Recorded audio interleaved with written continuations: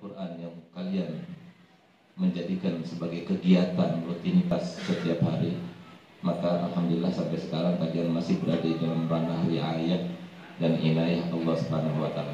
Dan semoga tetap demikian sampai akhir hayat nanti semuanya, setelah panjang umur, sehat walafiat, meninggal dunia dalam keadaan husnul khatimah. Amin ya rabbal alamin. Ma'asyiral thalibah rahimakumullah.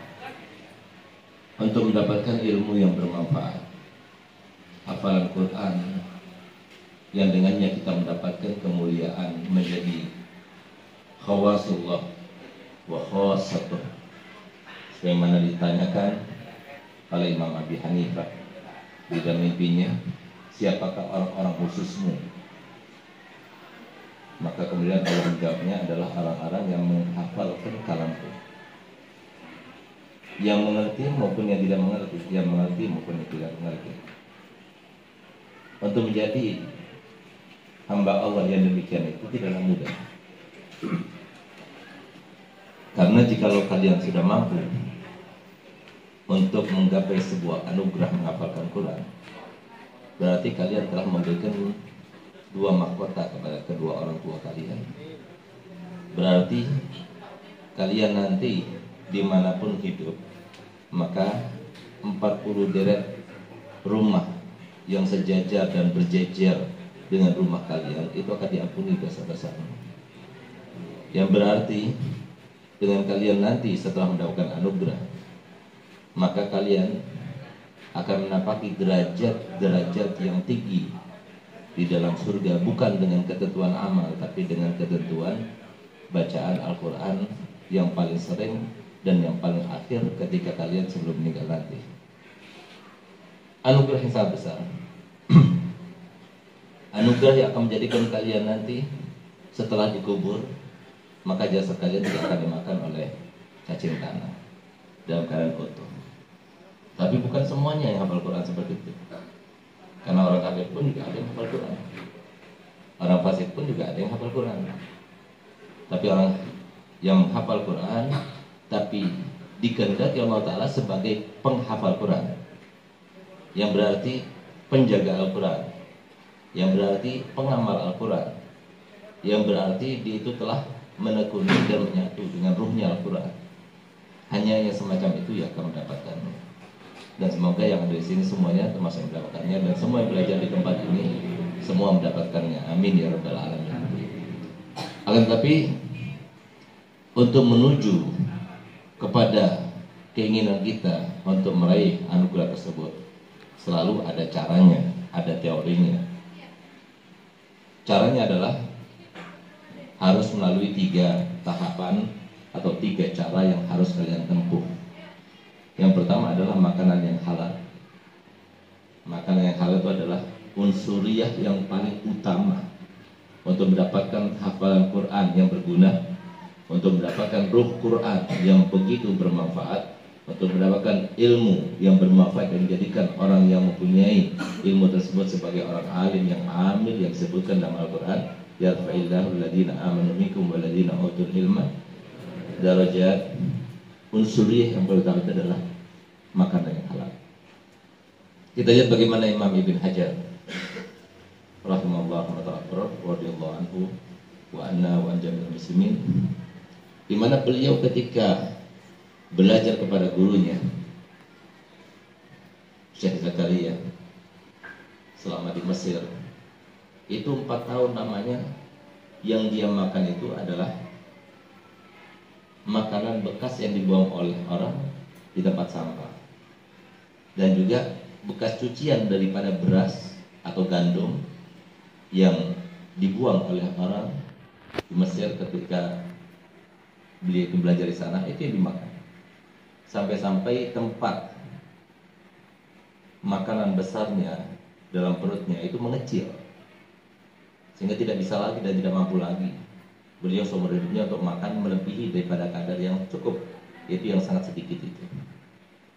Kenapa yang demikian itu beliau lakukan? Karena beliau itu sangat berhati-hati, jangan sampai ada sesuatu yang masuk ke dalam perutnya, sesuatu yang haram.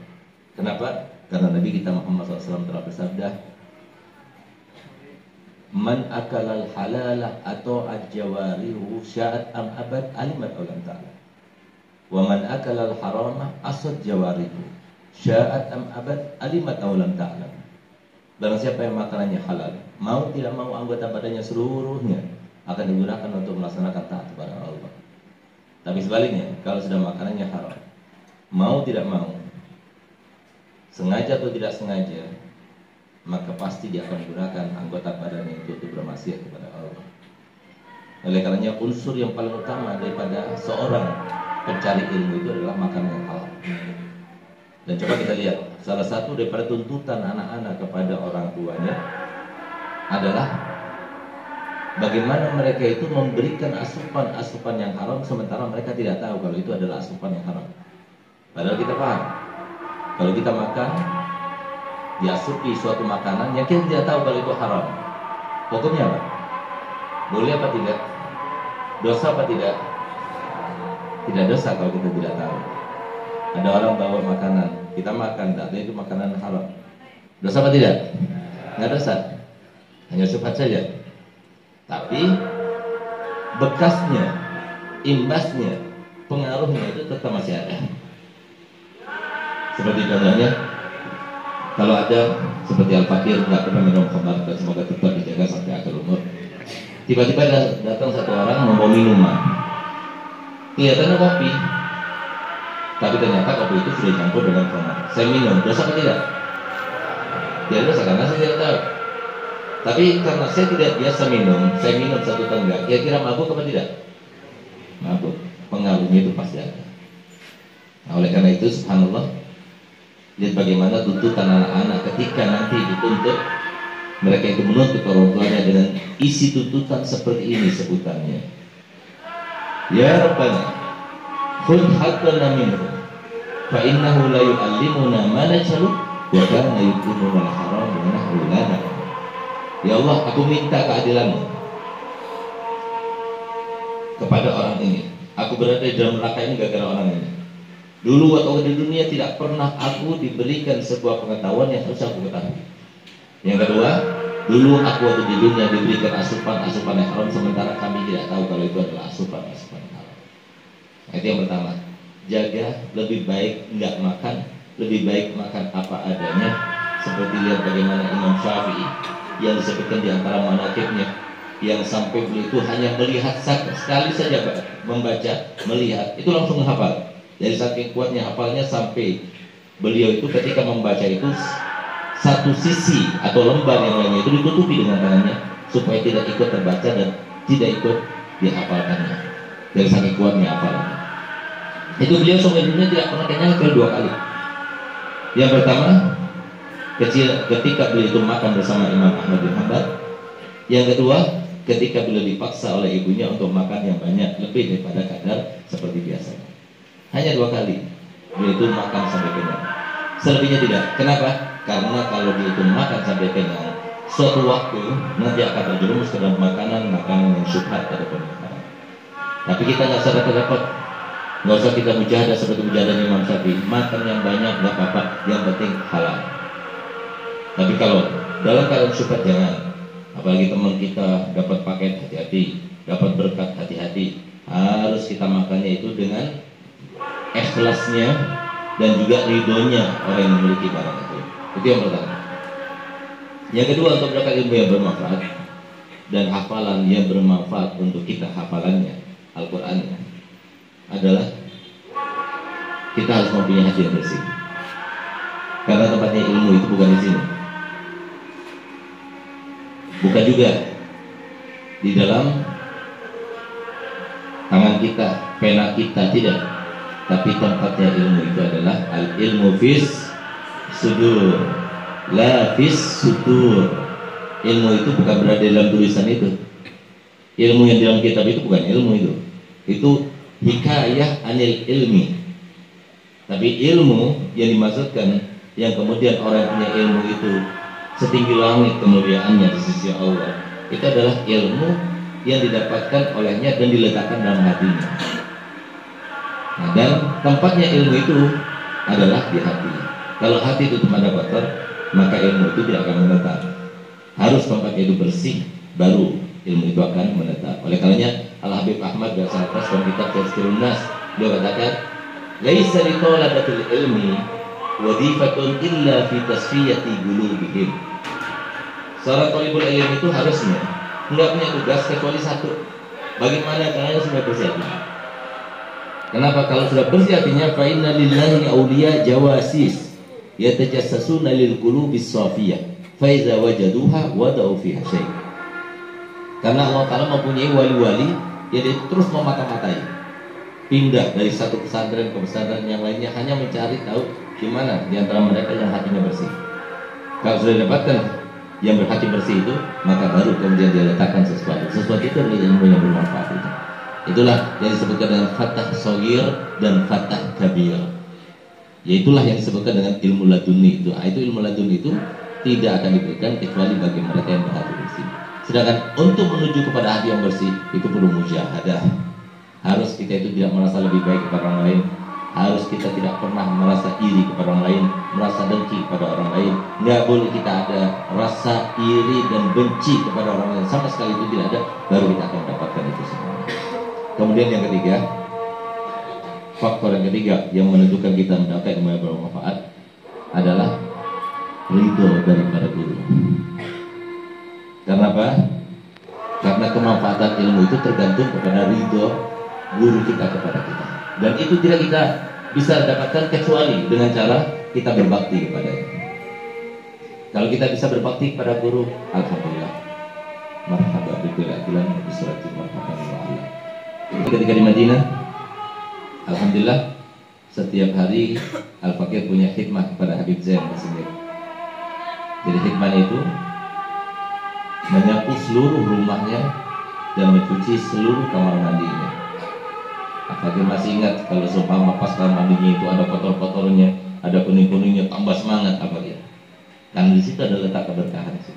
Man qadam badam. Dan siapa yang melayani guru, maka dia suatu waktu akan dilayani. Kita lihat sahabat-sahabat Nabi setelah meninggalnya Nabi, berapa jumlahnya?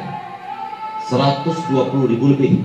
Tapi kenapa kita tidak mengenal kecuali Sayyidina Abdullah bin Mas'ud, Sayyidina Abu Hurairah, Sayyidina Anas bin Malik, Sayyidina Abdullah bin Abi bin Umar dan sebagainya. Kenapa?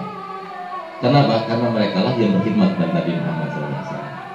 Sehingga yang khidmat itulah yang kemudian mendapatkan ilmu yang bermanfaat, yang barokah, yang diridhoi oleh gurunya, itu Nabi kita Muhammad SAW. Oleh karena itu, maka semoga kami doakan antum semuanya bisa melaksanakan 3 tahapan dan 3 faktor untuk mendapatkan ilmu yang bermanfaat, sehingga kalian semuanya bisa menjadi sebagai penghafal Quran yang bisa mendapatkan kemuliaan dengan hafalan Qurannya. Amin ya rabbal alamin. Dan akhirnya Al-Fakir tutup dengan sebuah ijazah, di mana ijazah itu kami terapkan di pondok kami, dan alhamdulillah gantian mereka itu hampir setiap minggu itu gantian mimpi Rasulullahnya berkat salawat ini, yaitu salawat al-Bushra. Salawat al-Bushra itu adalah salawat yang dibikin salah satu daripada putranya Habib Hasan Taharun pada tahun 2016 pada malam Asyura, di mana beliau yang bersangkutan bermimpi Nabi. Di dalam tidurnya diajarkan salawat. Begitu bangun langsung hafal. Lalu kata Nabi SAW, barang siapa yang baca salawat Bushra ini sebanyak 41 kali habis sholat subuh, maka sama seperti khasiatnya baca Yasin sebanyak 41 kali dalam mengabulkan hajat, mudahkan urusan, menggapai segala harapan, melapangkan segala kesulitan, dan menghindarkan diri daripada segala hal yang mengkhawatirkan. Jadi mujarab sekali. Kalau kita punya hati yang bersih, cepat mimpi Rasulullah SAW. Nah, saya akan bacakan sekali, nanti saya akan ijazahkan, lalu kita akan bacakan 3 kali atau 5 kali dengan nada yang dimana sekitar 3 bulan yang lalu ada bermimpi Nabi Rasulullah. Kalau dibaca dengan nada itu, Rasulullah itu hadir orangnya, dan Rasulullah senang ketika salawat itu dibaca dengan nada tersebut. Nah, kita akan baca dan diikuti. Bismillahirrahmanirrahim. Allahumma salli wa sallim ala Sayyidina Muhammadin sahibil bushra salatan tubashshiruna biha wa ahlana wa auladana wa jami'a masyaikhina wa muallimina wa talabatana wa talibatina min yaumina hadha ila yaumil akhirah. Kita baca dengan nada, ikuti kami semuanya. Bismillahirrahmanirrahim. Allahumma sholli wa sallim ala sayyidina Muhammadin sahibil busyra salatan tubashshiruna biha wa ahlana wa auladana wa jami'a masyayikhina wa muallimina wa talabatana wa talibatina min yaumina hadza ila yaumil akhir. Allah Allah Allahumma sholli wa sallim ala sayyidina Muhammadin sahibil busyra salatan tubashshiruna biha wa ahlana wa auladana wa jami'a masyayikhina wa muallimina wa talabatana wa talibatina min yaumina hadza ila yaumil akhirah. Allahumma sholli wa sallim ala sayyidina Muhammadin sahibil busyra salatan tubashshiruna biha wa ahlana wa auladana wa jami'a masyayikhina wa muallimina wa talabatana wa talibatina min yaumina hadza ila yaumil akhirah. Allahumma sholli wa sallim ala sayyidina Muhammadin sahibil busyra salatan tubashshiruna biha wa ahlana wa auladana wa jami'a masyayikhina wa muallimina wa talabatana wa talibatina min yaumina hadza ila yaumil akhirah. Allahumma sholli wa sallim ala sayyidina Muhammadin sahibil busyra salatan tubashshiruna biha wa ahlana wa auladana wa jami'a masyayikhina wa muallimina wa talabatana wa talibatina min yaumina hadza ila yaumil akhirah. Kalau bacanya benar seperti yang Ustaz baca tadi, maka antum semua yang dari sini Ustaz berikan ijazah untuk bacanya dan Ustaz berikan ijazah untuk berikan ijazah kepada yang lainnya dengan syarat jangan dikomersilkan karena ini adalah salawatnya Nabi. Ayo sama-sama kita jawab, saya terima ijazahnya Habib. Kurang lebihnya saya mohon maaf. Wabillahi taufiq wa hidayah. Wassalamualaikum warahmatullahi wabarakatuh. Bismillahirrahmanirrahim. Alhamdulillahirabbil alamin. Allahumma shalli ala sayyidina Muhammad wa ala Muhammad. Allahumma innaka ta'lamu asrarana wa laniyatana faqbal ma'dziratana wa ta'lamu hajatina wa tina su'alana wa ta'lamu ma fi anfusina fir lana dzunubana. Allahumma saluka imanan yubashiru qulubana wa yaqina sadiqan hatta nalaman wa laysibana illa ma katata alaina wa ridha bima kasabta alaina ya dzal jalal ikram. Allahumma anzil fi qulubina raja wa qarajana ma siwak atala narju ahadan ghairak. Allah dafatan quwatuna wa basarana amaluna wa lam tantal badina wa lam tablughu masalatuna wa lam najra ala sinatina mimma ataita hadin min awwalin wal akhirin min al yakin wa husna bi ya rabbal alamin. Rabbana atina fid dunya hasanah wa fil akhirati hasanah wa qina adzabannar. Wa sallallahu ala sayyidina Muhammadin wa sallam walhamdulillahi rabbil alamin. Surah Al-Fatihah.